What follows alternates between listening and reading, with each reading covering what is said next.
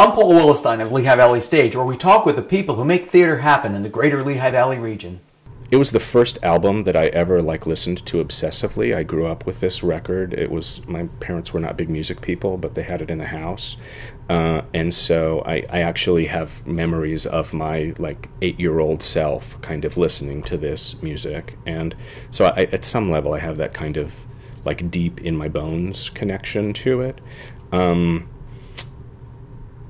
More, specifically, I love the telling of the story. I am a sort of a person of faith. I have a church-going tradition, but I am and always have been sort of uneasy in that life practice that's vitally important to me, and yet I sort of struggle with what it means or if it really is the way I should be living my life. And I think the musical captures something really beautiful about that by sort of reorienting the story of Jesus and giving it to us largely from Judas's point of view, and humanizing Judas and opening him out into a person, I think that makes some terrible decisions in this version of the story, and I think the piece sort of holds him responsible for those bad decisions, but they also, Rice and Weber, give him the opportunity to talk about how he's experiencing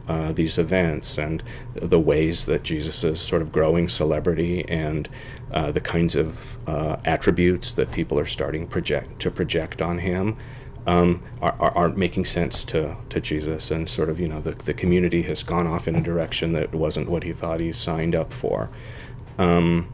And so I love that sense of the story, that kind of discontented belief is something that touches me close to where I live, and so I think I respond to it well on that. And and the score, it really rocks. The score, it's got some of the greatest rock opera songs that have been written. So how could you not want to be in a room with that for 3.5 weeks? It's a fantastic song cycle.